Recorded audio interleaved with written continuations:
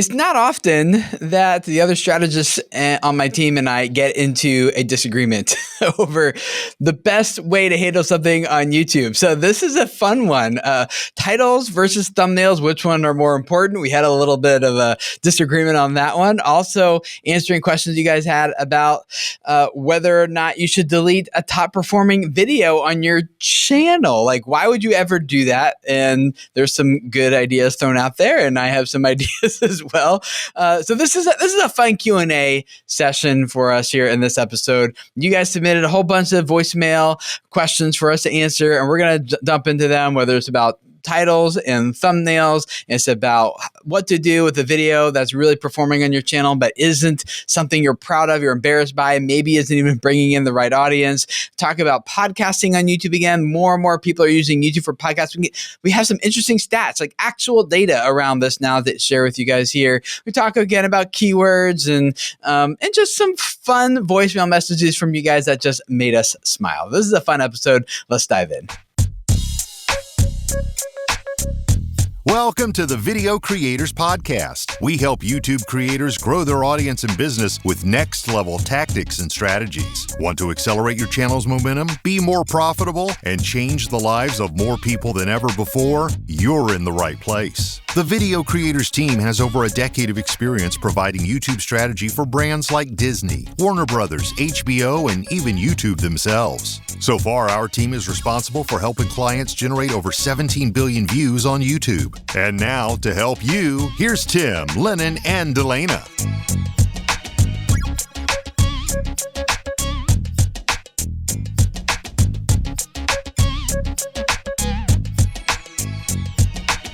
Hello, creators. How are you guys? It's great to see you again for another Video Creators Podcast episode where we just do our best to help you move forward with your YouTube strategy so you can grow your business, reach more people, change their lives with the message that you're spreading. And our job here is to help you do that in a way that it changes your life too. This is really fun. It's going to be a really fun show here today. I'm excited to dive in.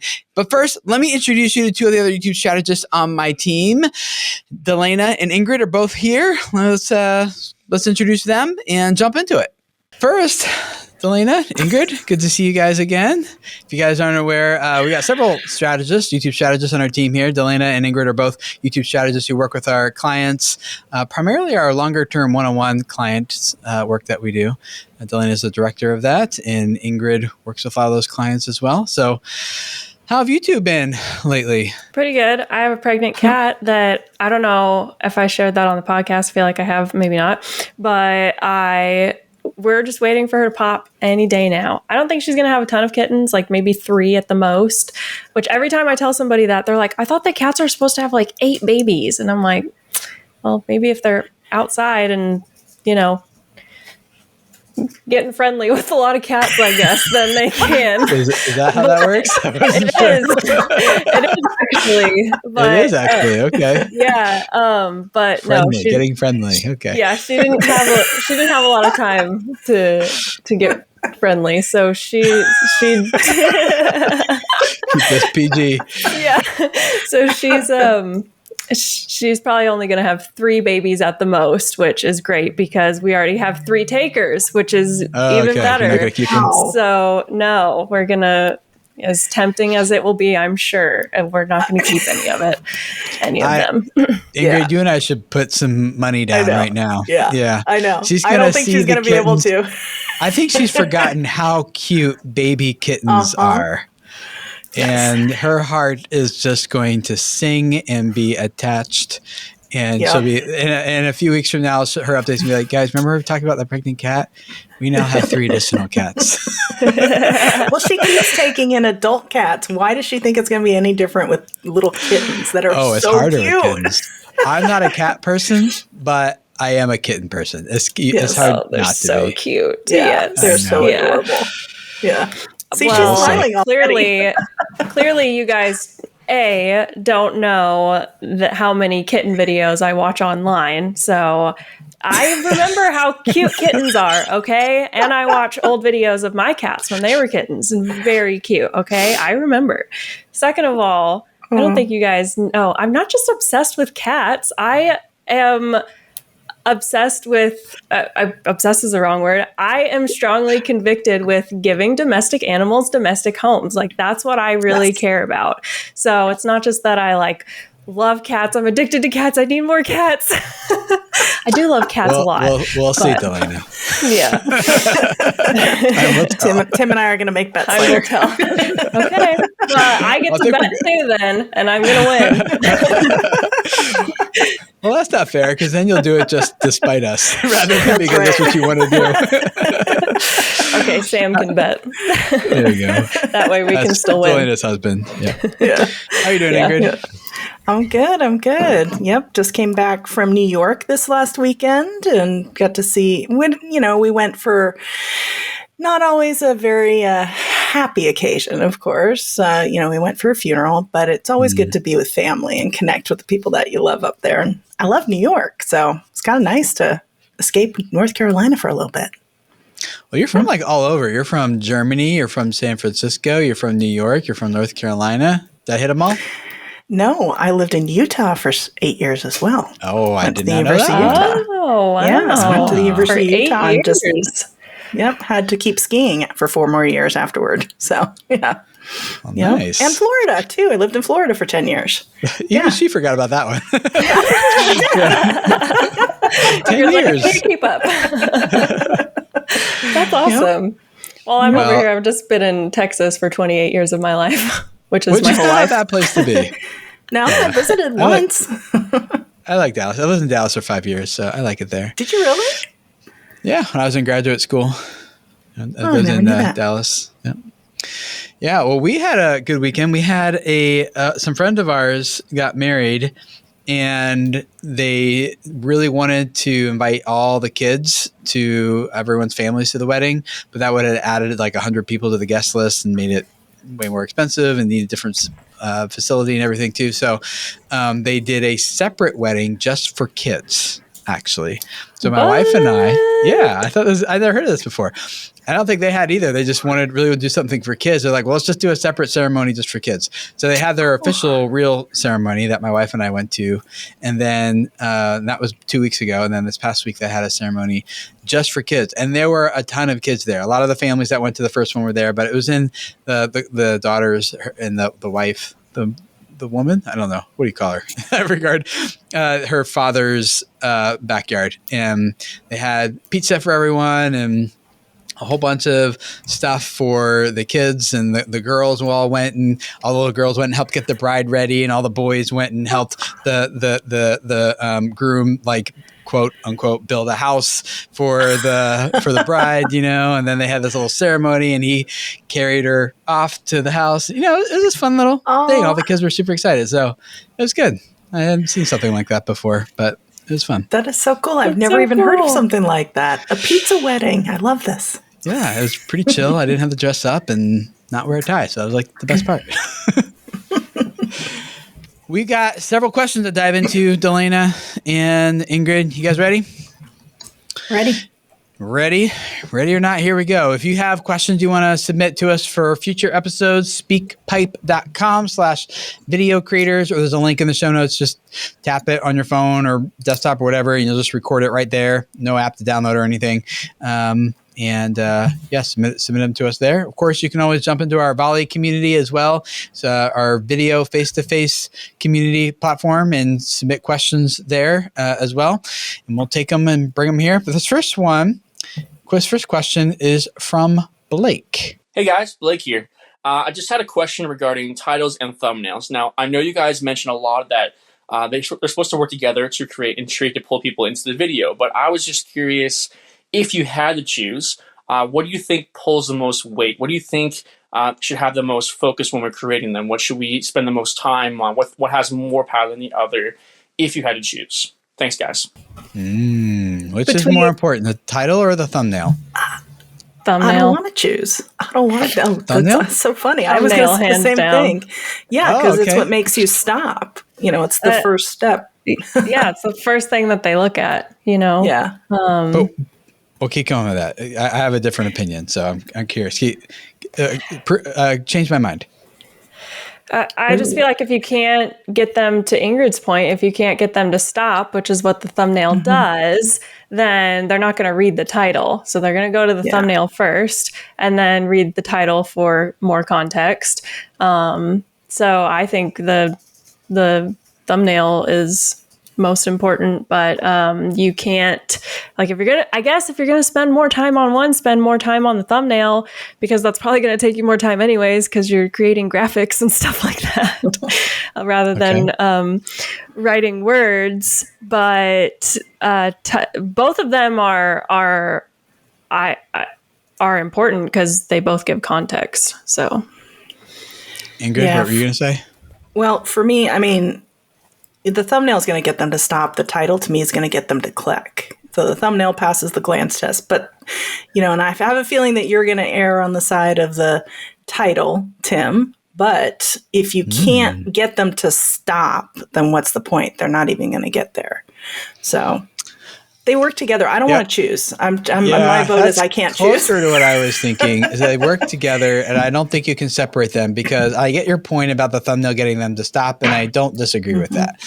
However, if you get you have a thumbnail that stops the scroll, passes the glance test, and it's that thumb stopping image, but the title's lame, they're just going to keep scrolling again, So I don't think you can, it's like on a magazine cover, which is more important, the headline or the image? Well, if you only had the headline, it wouldn't work. If you only had the image, it wouldn't work. You need both. If you have that billboard, that's kind of like, it's the graphic that grabs your attention, but you need that text to give context and actually create intrigue most of the time, right? So I don't think you can have like the newspaper article is just a picture and no caption headline at the top to get people, and still get people to buy the newspaper. I'm using old school examples, but you get the idea. I think they're both important and have to go hand in hand. I don't think you two would disagree with that. I'm just not sure I would say the thumbnail is more important than the title. Otherwise, you stop the scroll and then they keep scrolling again. I think and I'm pretty confident that Delane is going to agree with me on this one. It's just one. You have to just think of it as one. So stop thinking of them as two separate things, because like you said, they work hand in hand for all the reasons that you just gave. But the intrigue factor between them two and how they play off each other, and that I think is one of the things that a lot of people miss out on, is that they don't think of them together as one unit. Right. And I think the more people start to do that and start to realize there's a fun play between them, and when you start thinking of it that way and looking at the positive of it versus the bane of every creator's existence, right? Yeah. That's how I look at it. My follow-up question to this, and this is a genuine question because I'm not sure, is I think I have an answer for it, but I'm not sure what I think about it. Do you start with the title and then craft the thumbnail second, or do you start with the thumbnail and then craft a title to complement? Which one? I always say work in the order of which the viewer interacts with it. So the viewer first interacts with the thumbnail and then the title, and then they click on the video and they interact with the hook, and then the middle of the content, then the end of the content, and the end screens. Yeah. So whenever I tell creators, like if they're ever stuck on where to start on any of it, I'm like, start with what the viewer first interacts with, and that's going to be the thumbnail. Once you get that down, start working on your titles, then start working on your hooks and everything in between. So I always say, pick your topic, craft your thumbnail, whatever context that you cannot give in the thumbnail, that's the context that you give in the title to give additional intrigue. Okay. I like that. Feel the same way? Yeah, that makes sense to me. Yeah, makes 100% sense. I think for podcast episodes, I usually start with title, but that's because there's not really a graphic that goes with these. Visual. I mean, we put them on YouTube, which is our next question, actually, but but people are less clicking because of the thumbnail. They are more because they're already a part of our community and just want the content. I do feel like I should make my position clear, though, and that I do believe they are both important, but I am willing to say that the thumbnail is more important because I feel like the most important intrigue is held within the thumbnail. You can have a banging title, and if that title and the thumbnail sucks, it doesn't even matter. But I feel like you can get away with an okay title and have really good intrigue in the thumbnail and still get good results from it. So I am willing to stand on the thumbnail is more important side. I love the way you put that, dying. though, Delana. Yeah. I love the way you put that, though, because the intrigue is actually, to me, the intrigue factor is the thumbnail. So that was good. Yeah. I like that. That makes sense. Cool. All right. Next question here is from Robin.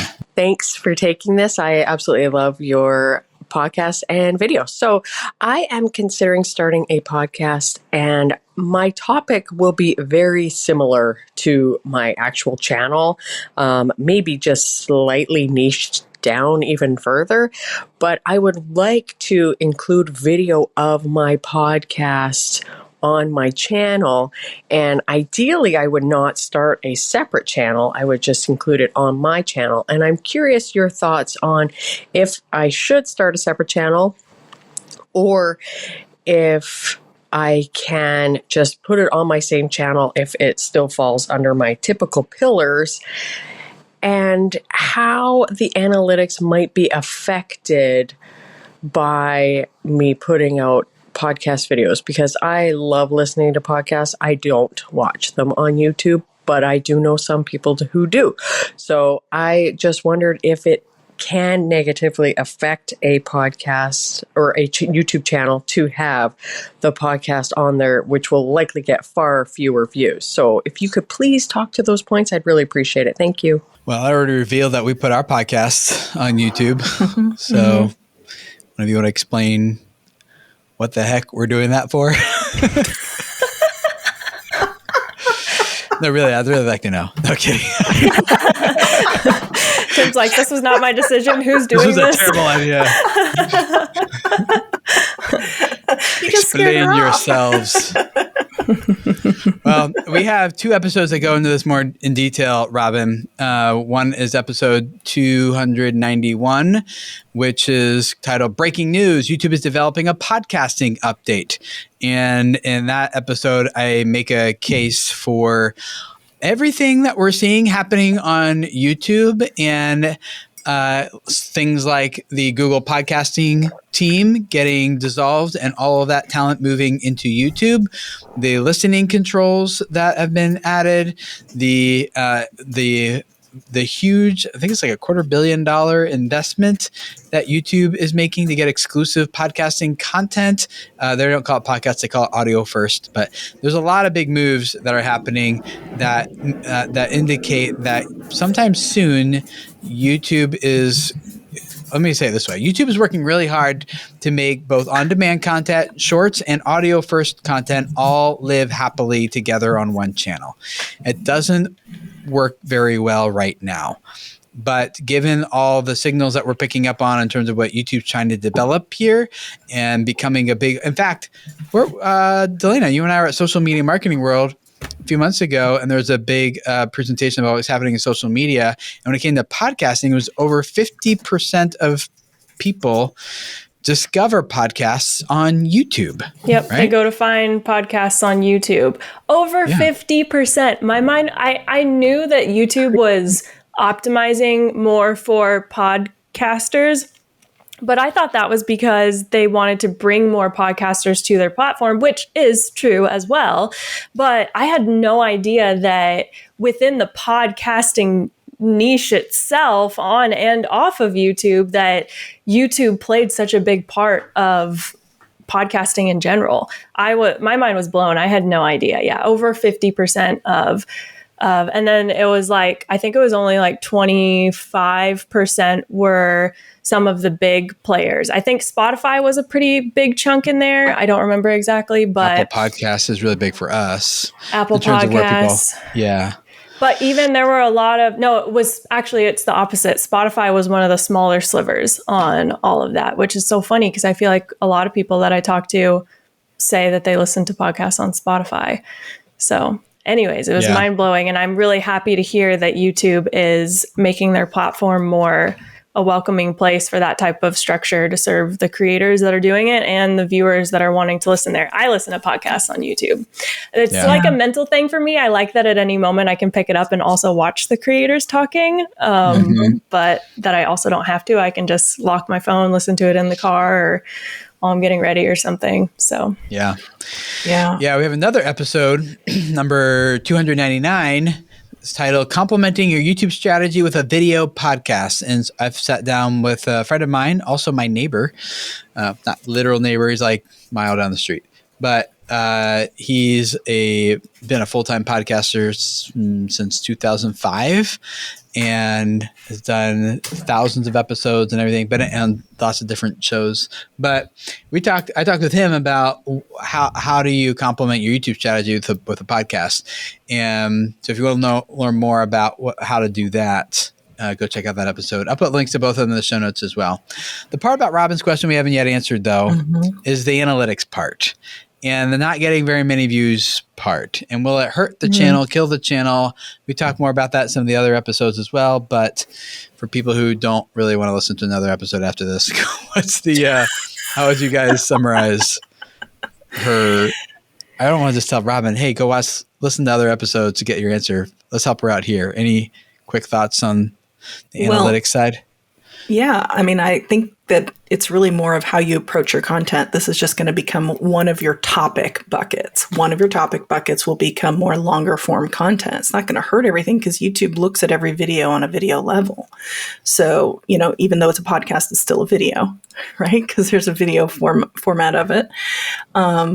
It's not going to hurt anything, but it's whether or not your audience will also tolerate how much of it you put on there. So I would fully run an experiment is what I would say. And remember, an experiment's not 1 or 2, it's more like 8 to 10. And then from there, so that you have some data that you can actually make a data-driven decision off of from there going forward. I also think it's important to note that, to Tim's point of how YouTube is optimizing all of the different forms of content to be able to exist on the same channel, you are almost building slightly different audiences. Maybe they're all within your niche, but you're basically building, I have several clients that almost have like 2 different audiences that are the same person that they're going after. They just prefer to consume content 2 different ways. So like one person is coming in because they found the creator from Shorts, YouTube Shorts. And so if YouTube sees that this is the type of content that this viewer and viewers like them respond to from this creator, then they're going to surface more of your Shorts content to that viewer and viewers like them. Whereas viewers that find you through your long form content, I guess, not non-podcast, long form, so just kind of like regular YouTube videos.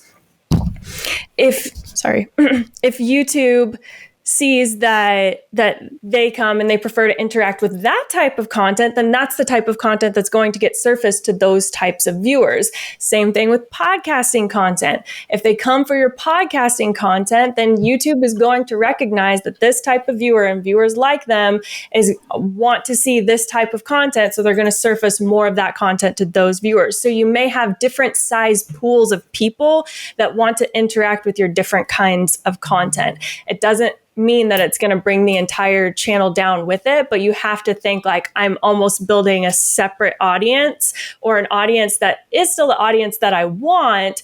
I'm just building an audience that prefers to consume content differently. And so that's what you have to think of, and not compare a podcast episode to one of your regular length videos and also compare that to your shorts, because they're all playing very differently with slightly different audiences. And so that's the number one thing that I would say is don't compare apples to oranges on your channel, because you got 2 different things that you've got going on there.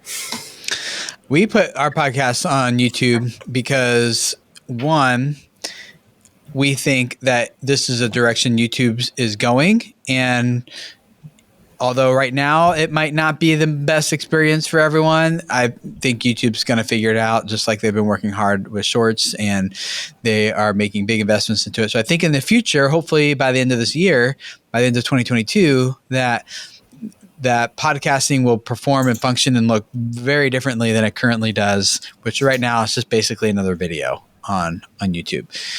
So we're kind of more like, in a year from now, will we wish we had put all our podcasts on YouTube? Maybe. So we think so. So we're just gonna be like, let's just do it now. Why not get started? 2, it falls very squarely inside of our community bucket. It's not a discoverable play by any means, trying to get first-time viewers here and engage people who've never heard of us before. It's not like a growth play, trying to grow our channel or anything. Some people, I think it's easy to feel like every video we do on our channel has to grow the channel. And so the whole goal of every video is to get new viewers and also rank number 1 and also hit the homepage and also get more subscriber or traffic from suggested, and also go big on Reddit and generate a lot of leads and get people to smash a like button and get people to comment and get people to go to my website and buy and download. And so we're like, oh my goodness, come on now. Like, you can't accomplish all those goals with every piece of content. So we have some content we create that is designed, hopefully, to be discoverable by a first-time viewer who's never heard of us before. The podcast is not going on our channel for that. It's going up to connect with people like you who've probably been around for a little bit and you're ready to take a little bit deeper step with us.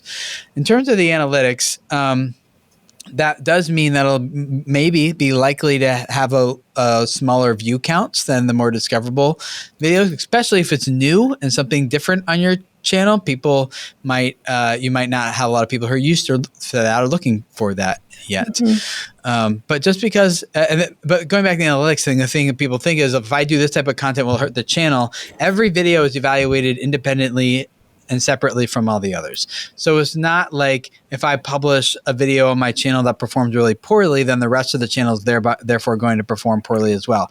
I've heard that theory many times. It's not right. It's wrong. YouTube has debunked it many times. They look at it on an individual video level.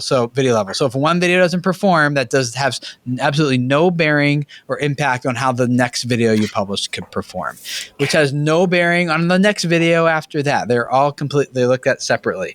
It has no bearing in the way that whenever people are asking that question, think that it has bearing, like, oh, like YouTube is right. Like YouTube is punishing my channel and it's holding back impressions and views because my previous video didn't perform well. However, it does still play that way in the sense that if you have like 1 or 2 top performing videos on your channel that drive the majority of your views, your monthly views. And then what often happens is that new uploads get recommended right next to those top performers. So like in the suggested videos right next to those top performers, which brings more views to recent uploads. So then if those 1 or 2 videos that are your top performers on your channel don't have traction that month or lose their traction altogether, they just hit the top of their audience and they're done, then you can see a decrease in average views per video with recent uploads. But it's not in the way that you think that like YouTube is holding you back. It's that there was something else that was driving those views, which were your top videos, that are no longer driving those views. Yep. The other caveat to it as well that I think is important to mention is that it's, even though algorithmically there's nothing that would impact the next video, your viewers might care. Your viewers might be less likely to watch the next video or the next 3 videos now because they've all been this other type of content that they're not as interested in. So you could look at that as I'll just kind of keep doing this and wait algorithmically for YouTube to start figuring out what type of content this person is interested in from me and just surface that to them. Mm-hmm. Or you could, which is what they're doing more and more with shorts versus on-demand content. Or you could just be like, well, that's okay. This video isn't for everyone. It's more important that I nurture this type of relationship with my audience with a podcast, and I can't do that as well with on-demand content, which may or may not be true. But But it can impact what your listeners want from you and your viewers want. So, and then that could have an impact on the content. So we think I think personally for our content here at Video Labs, Video Creators, that it's worth publishing it. One, because we think this type of relationship is important with you guys. And two, I like it because I get to dive deeper into topics than I can in like a quick 5-minute, 10-minute YouTube video. Three, I think that, what was the other thing? I just lost my train of thought. I had them already there. Well, I'll insert one for you. Okay. I was thinking that something, because you just triggered the thought for me, it might excite you more, right? And sometimes being on the platform for a really long time and doing kind of the same kind of video over and over again, maybe different topics and all that, this is the kind of thing that fuels you and feeds you. And that excitement level also is contagious too to your audience a little bit. But it's something that can just keep you going too. So, but to your point, Tim, you can't have it be make a shift and then all of a sudden have all this kind of podcasting content without having any of the other for balance. Yep. There's that word again. Balance. Balance. Yep. Cool. All right. Well, there's enough on that one. Listen to the other episodes, linked in the show notes if you want more. This is not a question. This next one is more of a statement. I don't think we have to talk about it too long, but just want to bring it out here because whenever we have an opportunity to talk about this, it just might be worth it. This is from Dahlia, who I know both of you know her. So, yeah. Hey, it's Dahlia from Welcome to Chickenlandia. So I just got an email from Video Creators, and they were talking about how you need to just let the keywords thing go. It's not helping your channel. And I just want to say it again for the people in the back. Let the keywords thing go. It is not helping you. It's probably stressing you out. And honestly, at this point, it's probably hurting your channel, trying to use a whole bunch of keywords that sound like word salad to people that are trying to read a title. So don't do it. Just let it go, and you will feel so much better. I promise. Let it go. That is the only time I'm going to sing, guys, on this podcast. Sorry, I got 7 little kids, so the Frozen song had to happen, right? And just give that a thumbs up, and we can move on. Absolutely. Yes, absolutely. I was here pumping my fist in the air for those that those that aren't watching on video. Yeah. I know for some people those are fighting words, but it's I think it's only fighting words though, because they don't know what else to do. Like if they don't grow based on keywords, then what else is there? And give you the TLDR here is optimized for people, not for robots. That's what you do. Tell good stories, have good branding, positioning that makes it easy for people to understand who you are, what you're all about, and want to consume more from you and feel like they're connecting with you.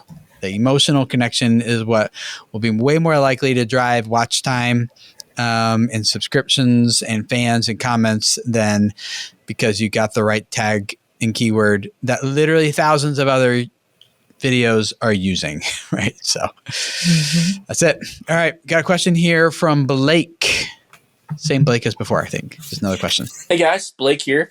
I just want to say thanks so much for doing this. Like, you guys have already answered a couple of my questions in the past podcasts, and as long as you keep answering, I'm going to keep asking. So I've got a question kind of based on my channel, but I've also seen it on other channels as well. So I have a channel called Time for Tech, and there's one video on my channel that is doing extremely well. Like it's about 12,000 views and constantly growing. And the problem is, the issue that I'm having with it is that it's one of my earlier videos when I first started, and there's no focus whatsoever on any story. There's no retention focus on that. There's no intrigue in the title or the thumbnail. Like, it's really a plain Jane, boring and terrible video in my opinion. And the problem is that, you know, after doing 30 days and really listening to you guys, all my videos from then on out, and really my new ones, I focus so hard on trying to figure out the intrigue for the title and thumbnail, the storyline for the video. I focus so much on the retention, and the click-through rate and the retention for the videos are way higher than that one, but they'd be lucky to hit 200 views. So I guess my question is, should I delete that one video that's pulling in literally all my subscribers, it feels like, and all my views? Because I don't want to hurt my channel, and I don't want it to become a crutch for my channel, if that makes sense. So just some advice there. Thanks, guys. Should he delete it? Did he say anything about it being Was it like the wrong audience? I don't know. I think he's just like, it's not the type of video that I'm proud of and really want to be here. Should I just delete it so I can attract people with? But you're right. I don't know if he said anything about it attracting the wrong audience. That would be a very important question. Yeah, that would be my first thought. And I think this is a very common thing, and we don't always like to see where we came from, although I like to think that one of the reasons why some of our older videos hit and perform was they had great viewer signals. We were very focused and we kept things simple too. And I think that sometimes people do things right and they don't realize that they did it right. Just because you're doing things different today doesn't mean that it was wrong necessarily back then. But if it's bringing in traffic, that's to me a good thing, especially if it's the right audience. If it's the wrong audience, then that might be a different conversation. I'm inclined to just leave it, even if it's a wrong audience, because as we just said, every video is evaluated independently and separately from the others. So we had a video on my wife's channel years ago that went huge. On her channel, she was targeting young moms who felt overwhelmed and just wanted to turn their chaos into joy. But the title thumbnail, the thumbnail was my son hitting the jackpot of tickets at Chuck E. Cheese. And I forget what the title was, but something like broken arcade equals cha-ching or something like that. And it went to I don't know what's that, 15 million views or something now. And it's totally the wrong audience. Just all the comments you can tell. It's from the 3rd, 4th graders who love Chuck E. Cheese, right? And they're the ones watching that story. It didn't really have any impact on our channel. We got just some good AdSense revenue from it and just took that. But none of those viewers converted into subscribers for the channel. And I don't feel like it held us back, really. It just kind of was that other video that just had this anomaly over there that just grew and reached. YouTube figured out who wanted that video and who was resonating with it, and it wasn't the audience that we were trying to go after. It totally was perfect for a 5th grader, apparently. So, I disagree. I think if it's for a different audience, I think that you should unlist it, private it, delete it, whatever you want to do. I think you should, because what's the point? If it's not building the audience that you want to build, why? I don't, and especially knowing that YouTube tends to surface your recent content next to your, not always, but tends to surface your recent content next to your top performers, and people aren't clicking on that recent content next to your top performer. So it's not really extending the viewing session time. Maybe it's bringing in subscribers and views, but those subscribers aren't even what you want. They're not going to watch your most recent videos. It's not really going to help the channel in the long run, other than inflating your numbers to feel good right now. That's what I think. I don't think that you should keep it up if it's not bringing in the audience that you want, that's going to connect with your other videos. Do you think it hurts you to keep it up? So the only thing that I can think of is that I know what is a very common pattern in YouTube's algorithm is that whenever you start watching a creator for the first time, this is based off of my own viewing patterns, so you can't take this as Bible. But, I know that whenever I watch a creator for the first time, they have one video that does really well. It gets surfaced to a lot of people, including myself. And I watch that for the first time. Then YouTube, for several days, sometimes weeks after that, is surfacing more of that creators' recent or not recent content to me to see if I want to keep watching their content. And so that's the only thing that I feel like could be negative signals, is that if they come to that video that's the 5th grader and then YouTube does the same thing to them, where it's like, okay, let me surface some of the recent content or not recent content, just other videos on their channel, and see if they want to keep watching. And they're passing up those videos. Those are negative signals in which YouTube might decide that, after they watch this video, they don't really want to watch more of this creator's content. They want to watch other people's content, which is a lost opportunity, in my opinion. I think that YouTube figures out if this is a 6th grader watching or is this a 27-year-old mom watching. And again, this is just my experience with this one video on my channel. Like, we got no other traffic to any other videos. That one did really big, and there was no spin-off views or impact on literally anything else that we could see. So I think that YouTube figured out this video is perfect for a 5th grade boy, and they would watch it, and YouTube quickly learned not even to bother suggesting anything else to them. And I think that confirms what I was saying before, that every video stands individually separate from the others. So theoretically, but I'm going to push myself all the way to the edge of what I actually think here, is that you could it's possible to have a channel that every video targets a different audience with a different value, and that individual video could still perform for that viewer, but literally nothing else on that channel would work for that viewer. So in other words, they would never maybe otherwise see another suggested video from that channel again. I'm not even sure if I actually believe that myself. I'm just pushing myself to the edge to see if the theory I almost holds. want you to test that. Yeah. Test that theory. That would actually be a fun That experiment. would be fun, yeah, right? Have like a The only kids video experiment and then a I've done book like that review. is we do have and this was years ago, a channel that was kind of like that. It was just kind of like a throwaway channel where we were only putting videos up there just to bank on AdSense revenue. We saw someone else doing a video that got really big views, and we're like, let's make a similar video to that, and we would just put it on that one channel.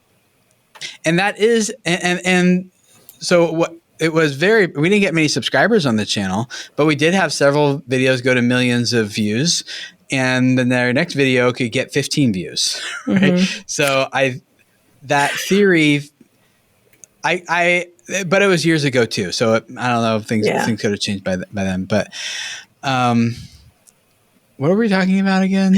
Okay. She delete the top video. Point. Yeah. I feel like, Blake, sounds like you should do whatever you think you should do. Delana's saying to remove it. I think that makes sense. If it's for a different audience. I'm like, and I think I'm saying, even if it is for a different audience and it's not having any other impact on your channel that you can see, you might as well just keep it up and take the ad revenue for it and be happy that you're serving this random group of people that you never want to serve again or something. I think that his key point, because he did say that it brings in the bulk of his subscribers. That makes me feel like the value is aligned. He's just maybe more embarrassed by it. Right. And that's exactly what I feel is kind of what's working here. Is it's an older video that you're doing different content better now, which is great because YouTube's going to surface, newer content alongside that. And so now they're going to see, your good new content that you are using storytelling, and you've got better titles and thumbnails and better video structure. And so I feel like that's a win. Yeah. Well, there's a very helpful answer for you, Blake. I like it when we have different opinions. It gets more exciting that way. I disagree.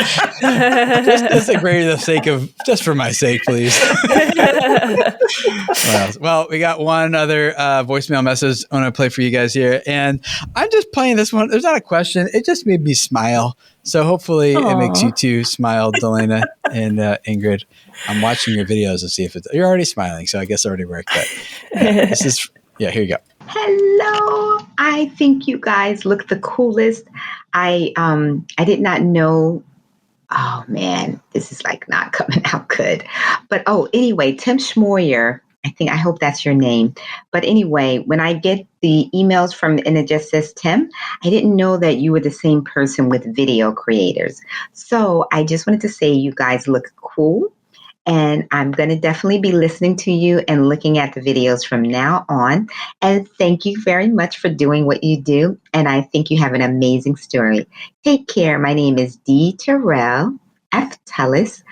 And my thing is helping people beat jelly belly. So anyway, you take care and have a wonderful day. Bye-bye. Did that deliver? That was amazing. I love that message. I'm like, whenever I have a bad day, I'm just going to go to Dee Terrell's voice message and just listen to that one. Did she say that she helps people eat jelly bellies? I wasn't sure if it was eat or with a, I'm not sure what the verb or whatever word came right before that, but yeah, I didn't hear eat, but yeah. That's I heard why I'm jelly asking. bellies and I just smiled. that's part of the charm. I don't know what she said. I don't know. This is great. Yeah. Well, I want to watch a Jelly Belly channel. Yeah, and I think she's cool too. Thank you, Dee Terrell. And any of the rest of you guys want to leave a voice message, go speakpipe.com/video creators, leave a voice message, or join us where we can interact and actually talk inside of Volley, the link to our community there. You'll download an app and create a quick little account there, and we get to do voice and video chat back and forth. And we're going to start using some of our power tips that we do in each episode from you guys as well, which you'll hear in a second. But love to talk to you face to face and hear your questions and feature them in upcoming episodes here. So looking forward to meeting you guys there. For this week's Creator Spotlight, I want to introduce you to Mariah and Daniel from the YouTube channel Paws of Prey. I recently did a one-on-one YouTube channel consultation with them and got to know their story a little bit. Wanted to share that with you because they have 40,000 YouTube subscribers and are full-time on their channel. I know that's something a lot of people hear and they're like, full-time with 40K subs, like how are you doing that? Well, I asked them that exact same question and they share some of their thoughts and ideas here with you in this quick little interview we did at the end of our last consultation. Daniel, Mariah, it's been so fun hanging out with you guys here, talking about your YouTube channel. Tell us about your channel real quick and how you got started before I jump into this cool story you guys have. Okay, so I got into raw feeding in 2015. It's basically feeding mainly it's cats, dogs, and ferrets, because cats and ferrets are obligate carnivores and dogs are in that range as well. They can eat plant matter. But anyway, I started with my ferret because a ferret that I had previously passed away at the age of 4, and he ate a poor quality diet. And I know that wasn't the only thing, but I thought that it could be very helpful to feed my next ferret a high quality diet that could help with his quality of life. So I started learning about the raw diet. And a few years later, I got my first dog and I switched him to raw right away. And I just kind of saw the great benefits of raw. So then I got my cat and I did the same thing. And I just thought I really wanted to share my passion about the raw diet with other people just because I knew so many people didn't know about it. Yeah. And we have cats and I wasn't aware of this either. Give a quick pitch for the main benefits of raw for your pets. So it helps it's a major help with dental benefits, especially if they're chewing on raw bones, because it kind of scrapes the tartar off their teeth. So that's a major benefit of raw. There's also stable weight because the food they're eating isn't high in carbohydrates and things like that. So the food that they're intaking is kind of nourishing their body and not just making them gain a ton of weight. Yeah. Also better skin and coat health, just because again, the food they're intaking is what their body was designed to process and utilize. So those are just a few. Yeah. There's a lot. Well, and to your point with your ferret, longer life, and a more active life and healthier life. Yeah, that's great. Longevity. Yeah. Well, thank you for introducing me to all this. One of the things I think is really cool about your story is, and I didn't know this until we started talking here, you're like, we've been doing this for about 2 years. Our YouTube channel, as of this recording, you're at just shy of 40,000 subscribers, and you're already putting this is your full-time gig. Yes. And you guys are crushing it in terms of a channel of 40,000 subs and doing around 6,000 views per video. making money, making a good income off of this now.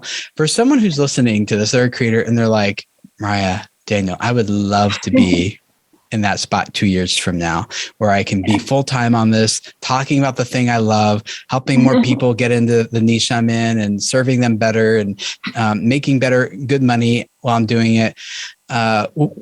What advice would you give to that person who feels like, I don't know if I can do it? That looks really far away. What does that look like? What advice would you give them? Do you think you'd be better at answering this?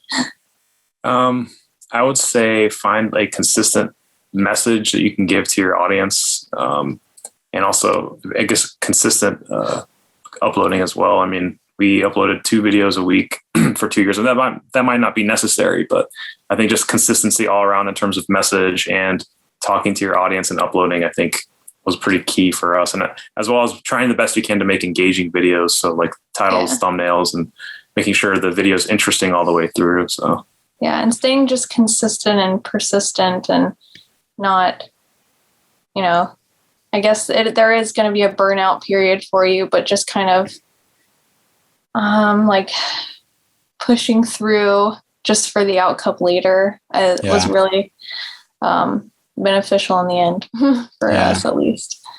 One of the things that you said to me, Mariah, before we recorded this, you're like, all I have to say is it's really hard. Yeah. Can you speak to that for us, as a person who's in that, they feel that right now? They're like, this is hard. Yeah. You're definitely going to feel that. And it's not like a failure type thing if you're starting to feel that. I don't know, I kind of just thought about like the benefit in the long run.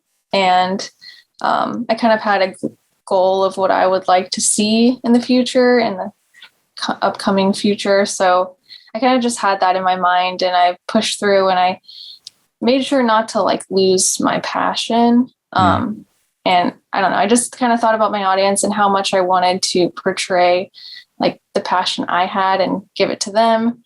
And I just kind of pushed through with that. I don't know if that answers it. Yeah.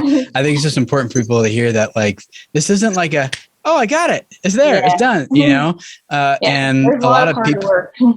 You got to push through it. It is a lot of hard work. And we tell our kids here that good work brings good reward. Yeah. And if you want the work that it's hard work, but it's good work, and it benefits you, your family, and other people, and in your case, pets and animals everywhere. So thank you for doing what you guys are doing. That's awesome.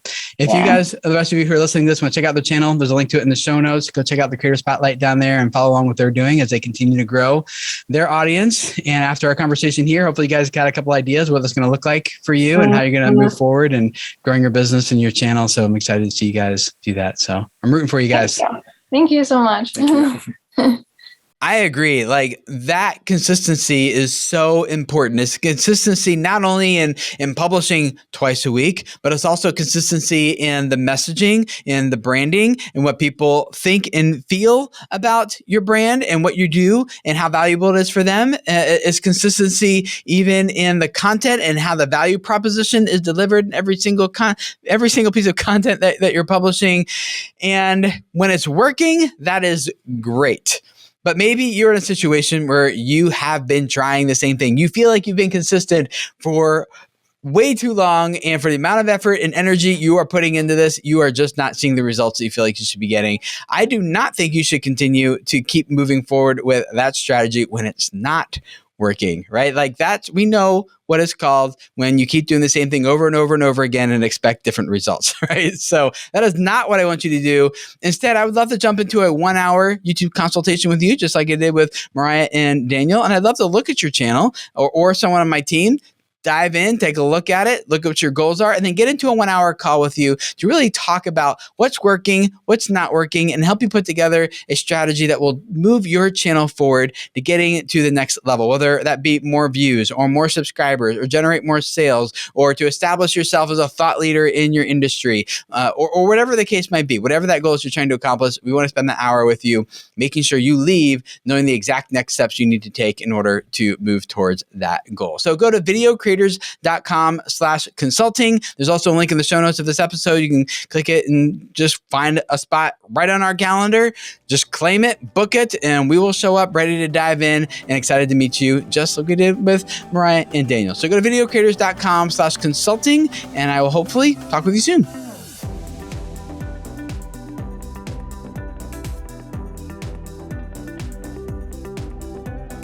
Every week, we like to wrap up these episodes with a power tip, something practical you can use right now on your channel to move it forward. And this is actually our very first user submitted power tip. I was hanging out on Bali and just talking with other creators there about their gear, their tech, their strategies, what they're doing, growing on YouTube. It's free. We'd love to have you join us there. There's a link in the show notes of this episode. You can come join us on Bali. But I was talking in there, and a guy named Chris Baird from the YouTube channel Self-Publishing Made Easy Now shared an idea about one of the things that's working well for him to get traction from a site called Quora. If you're not familiar with Quora.com, a lot of people submit questions there, and a lot of experts come in and answer them.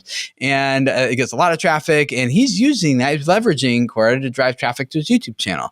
And so he was explaining it there. I'm like, dude, this is so good. Can I use this? And he's like, yeah, like as a power tip in the podcast. He's like, yes. He re-recorded it for me and sent it to me right on Bali. So I'm really excited to introduce this guy to you and this tip. And if you have a tip that you want to share that you think would be really great sharing, get inside of Bali, join us there. You can message me there, or just go to speakpipe.com/videocreators and send us the audio there as well. But yeah, here's Chris with his power tip for us this week. Hi, Tim. So the strategy that I've been using for the past year or so has been using Quora. That is the website that answers people's questions across all sorts of niches.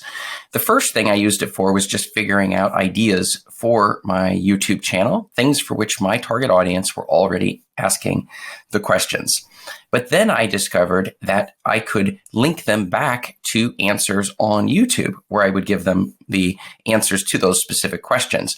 The problem was I was being blocked by Quora for doing this, since I was using links to take people off site. So the solution that I found that has worked for me, it is answering the question in Quora and then taking that exact same audience and within one sentence in my answer saying, and I answer this in more detail on my YouTube channel.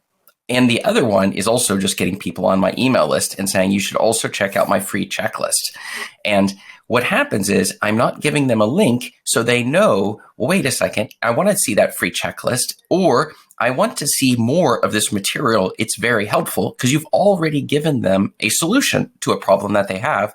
So the only choice they have is to click on your profile, since that's the only way they know about you. And the second they get to the profile, it isn't about giving a biography of yourself. It's about giving them a link right at the top, the very first thing that will take them to give them the answer that they're looking for. And this exact strategy, I can trace it because I'm using Pretty Links or a link shortener in order to see exactly where that traffic's going. And this strategy has worked for me and also continues to help me have a better understanding of what my target audience wants to know or understand better. Thank you so much for that, Chris. That's awesome. You guys can check out a link to his channel in the show notes of this episode. And all the other links and things we talked about here today are all down there. Thank you guys for hanging out with us again for another Video Creators Podcast episode. We will see you again next week. See you guys then. Bye.